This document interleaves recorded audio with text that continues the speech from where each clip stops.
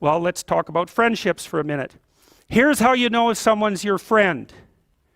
A, you can tell them bad news and they'll listen. They won't tell you why, you're stupid and why that bad thing happened to you and how something worse happened to them once and, derail the whole conversation.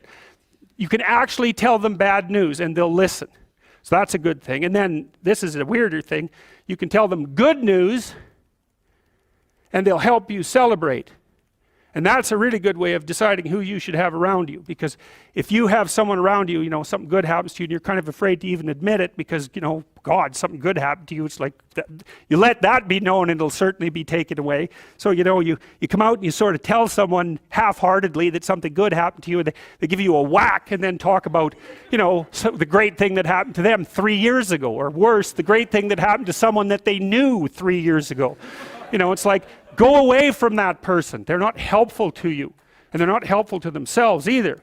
And so you want to surround yourself, you got to think about this. You got to surround yourself with people who want the best for the best part of you. You can hang around with weasels and losers that are trying to pull you down to justify the fact that they're spiraling downhill as well. And the upside of that is you don't have to have any responsibility, and you can all whine about how wretched life is, so that's pretty attractive. But I would say it's also a bad medium to long-term plan. And so it's acceptable and desirable to try to surround yourself with people who are facilitating your development.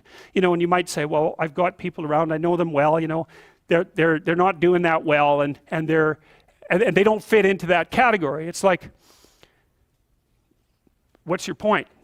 What are you going to do with them exactly? If they'll listen and cooperate with you and move towards a better future, great.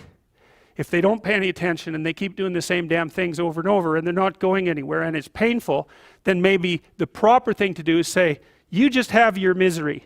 I'll go off and have my life. And maybe you'll wake up at some point in the future and think that's a better way of being. Because just putting up with it is, well, they call that enabling, right? You put up with that sort of behavior, you're providing tacit consent for it and even tacit approval. It's like, it's a bad idea. You have, I would say, both the right and the responsibility to surround yourself with people who are good for the best part of you.